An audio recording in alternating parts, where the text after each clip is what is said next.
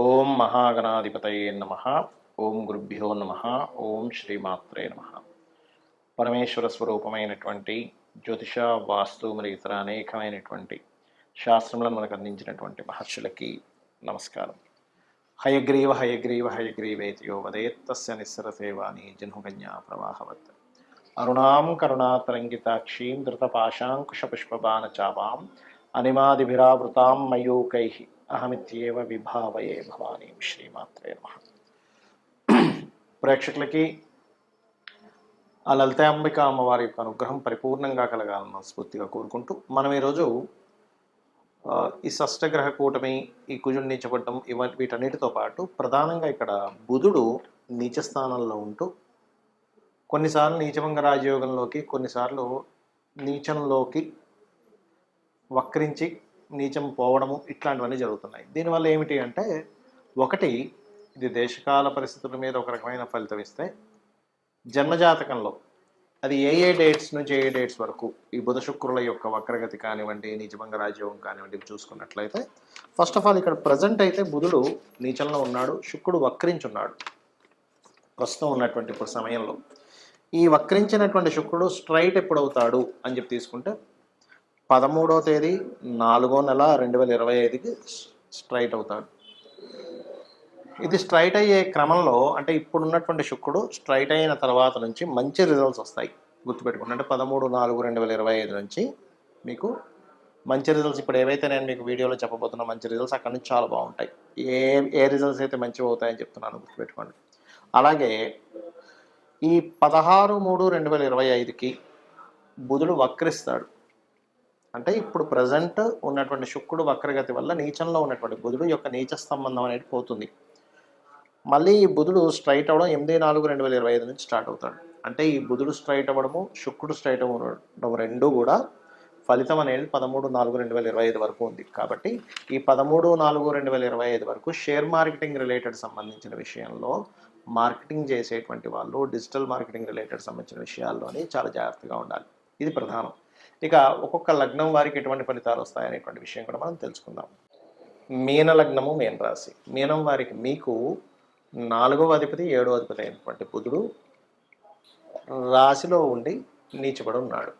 అయితే నీచబడి ఉన్నప్పుడు ఎటువంటి ఇబ్బందులు ఇస్తాడు, నీచభంగ రాజయోగం జరిగినప్పుడు ఎటువంటి పాజిటివ్ ఫలితాలు ఇస్తాడు అనేటువంటి విషయాలు డేట్ వైజ్గా మనం చూసుకుంటే, అంటే ఏ డేట్ నుంచి అవుతుందని చూసుకున్నట్లయితే, ప్రధానంగా మీరు ఈ 13/4/2025 వరకు మీరు ఏదైనా ప్రాపర్టీస్ కొనుగోలు చేసేటప్పుడు కానీ, లేకపోతే ఏదైనా కొత్త బిజినెస్ సంస్థను ఏర్పాటు చేసుకునేటువంటి విషయాల్లో కానీ, వివాహము లేదా బిజినెస్ పార్ట్నర్స్తో ఏదైనా కొత్తగా ప్రారంభించడం, లేదా లైఫ్ పార్ట్నర్తోని అనవసరమైన మిస్కమ్యూనికేషన్స్ అవుతున్నాయి అనుకునేటువంటి విషయాల్లో పర్టికులర్గా మీరు 13/4/2025 వరకు చాలా జాగ్రత్తగా ఉండండి. ఇక 13/4/2025 నుంచి బుధుడు రాశిలో ఉన్నప్పటికీ శుక్రుడు వక్రగతి పోతుంది. ఎప్పుడైతే శుక్రుడు వక్రగతి పోతుందో బుధుడికి నీచభంగ రాజయోగం జరుగుతుంది. ఎప్పుడైతే బుధుడికి నీచభంగ రాజయోగం జరుగుతుందో ఇక్కడ నుంచి పాజిటివ్ ఫలితాలు స్టార్ట్ అవుతాయి. కాకపోతే మీకు 4 మరియు 7వ స్థానాల్లో కుజుడు కేతు ఉన్నాడు కాబట్టి దానికి రెమెడీ చేసుకుంటుంటే పాజిటివ్ ఫలితాలు స్టార్ట్ అవుతాయి. ఏం రెమెడీ చేసుకోవాలి? మీకు దానం ఇవ్వడము, గోశాలకు వెళ్ళడము చేయలేరు అనుకోండి, ఉదాహరణకి మీరు ఏం చేయండి అంటే, చక్కగా నవగ్రహాల్లో బుధ, కుజ, కేతు ఈ 3 గ్రహాల దగ్గర దీపారాధన చేయండి. ఇబ్బంది అనేది తొలగిపోతుంది. లేదంటే నేను దానం ఇవ్వగలను అనుకుంటే కందులు, ఉలవలు, పెసలు దానంగా ఇవ్వండి. అలా కాదు, మాకు అసలు దానం తీసుకునే వాళ్ళు లేరు అని అనుకున్నప్పుడు మీరు ఏం చేయండి అంటే, గోశాలకు వెళ్ళి గోవులకి క్యారెట్స్ ఉంటాయి, చిన్నగా క్యారెట్స్, తురిమిన క్యారెట్స్ తినిపించడము, గ్రాసము తినిపించడము, అదేవిధంగా గోంగూర తినిపించడం చేయండి. అప్పుడు ఏమవుతుందంటే, మీకు ఏదైతే ఇప్పుడు మీరు ఈ ఇబ్బందులు ఏవైతే పడుతున్నారో ఆ ఇబ్బందులు పోవడానికి గ్రహబలం తోడవుతుంది.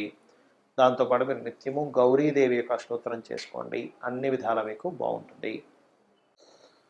ఈ బుధుడు ఇప్పుడు నేను చెప్పినటువంటి డేట్స్ ఏవైతే ఉన్నాయో ఈ సమయంలో, అంటే పర్టికులర్గా ఈ 16/3/2025 వరకు కొంత జాగ్రత్తగా ఉండాలి. దాని తర్వాత మరలా ఈ వక్రించినప్పుడు ప్రాబ్లం ఏం లేదని చెప్పుకున్నాము.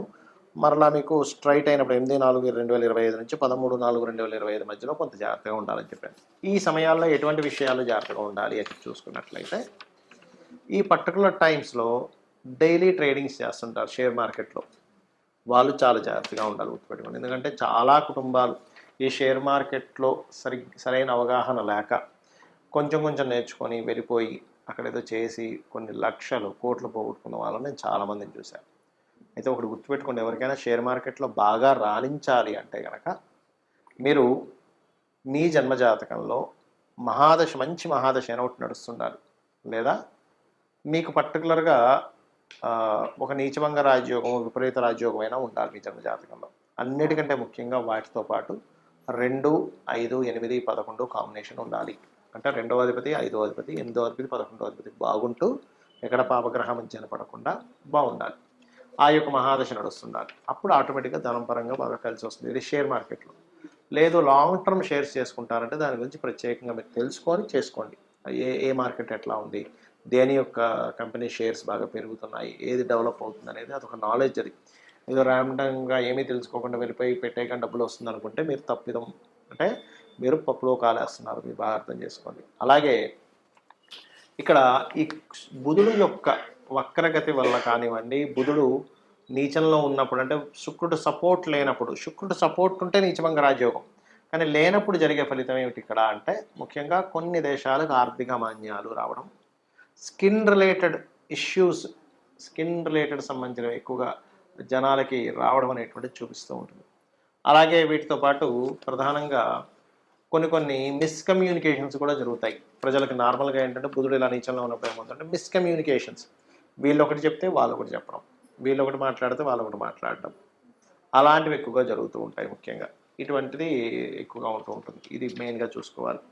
అలాగే మరొక విషయం ఏంటంటే ఇక్కడ చూసుకున్నట్లయితే ఈ కాంబినేషన్స్ ఉన్నప్పుడు ఏమవుతుంటుందంటే సర్వసాధారణంగా ఈ ఎవరితోనైనా మనం చూడండి, ఒక్కోసారి ఆన్లైన్లో ఏదో పర్చేజ్ చేస్తూ ఉంటాం. పర్చేజ్ చేసినటువంటి ప్రోడక్ట్, ఎందుకంటే ఈ రాహు ఆన్లైన్ కారకుడు, బుధుడు ఆన్లైన్లో పర్చేజ్ చేసేటువంటి వాటికి వర్తకానికి కారకుడు. ఒక్కోసారి మనం ఒకటి ఆర్డర్ చేస్తే అది ఇంకోటి ఏదో రావడం, అయ్యో మోసపోయామనిపించడం జరుగుతుంటాయి. కాబట్టి ఈ ఆన్లైన్ ట్రాన్సాక్షన్స్, హ్యాకింగ్స్ ఎక్కువగా జరుగుతుంటాయి. ఈ బుధుడు ఇలా నీచబడి రాహుతో ఉన్నప్పుడు మీ యొక్క ఫోన్స్ని చాలా జాగ్రత్తగా ప్రైవసీ మోడ్స్ అన్ని కరెక్ట్ చూసుకోండి, లేనట్లయితే హ్యాకింగ్స్ ఎక్కువగా జరుగుతాయి, గుర్తుపెట్టుకోండి. ఫైనాన్స్ విషయంలో ఇది చాలా చాలా జాగ్రత్త పడవలసింది. ఎందుకంటే ఇక్కడ ఈ బుధుడు నీచంలో ఉండడమే కాకుండా షష్టగ్రహ కూటమిలో కూడా ఉంటున్నాడు. కాకపోతే శుక్రుడు ఎప్పుడైతే మీకు స్ట్రైట్ అవుతాడో, ఇందాక నేను చెప్పినట్టుగా 13/4/2025 నుంచి అక్కడ ఉండేటువంటి ఆ కాంబినేషన్ ఏదైతే ఉంటుందో అది చాలా మటుకు మీకు సేవ్ చేస్తుంది.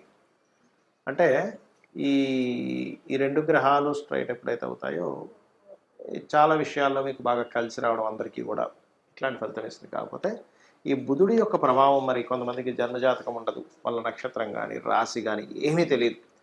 అలాంటప్పుడు ఏం చేయాలి? సింపుల్గా ఏం లేదు, మీకు దగ్గరలో ఆలయం ఉన్నట్లయితే ఆలయానికి వెళ్ళి పెసలు దానంగా ఇవ్వండి, లేదా గోవులకి ఆకుకూరలు, అందులో ముఖ్యంగా గోంగూర తినిపించండి. బుధుడు నీచ స్థానంలో ఉన్నప్పుడు గ్రీన్ కలర్ డ్రెస్ అది వేసుకుని ఎటువంటి ఇంపార్టెంట్ డెసిషన్స్ ఏమి తీసుకోకండి, ఇంపార్టెంట్ వర్క్స్కి వెళ్ళకండి. ఏ గ్రహం అయితే నీచంలో ఉంటుందో ఆ గ్రహ సంబంధించినటువంటి విషయాల్లో ప్రాబ్లమాటిక్ అనేది ఫేస్ చేస్తూ ఉంటాం. కాబట్టి ఇవి చేయండి, అన్ని విధాలా మీకు బాగుంటుంది. దీంట్లో పర్టికులర్గా ఓం అపర్ణాయే నమః అనే మంత్రం చేయండి, అన్ని విధాలా బాగుంటుంది.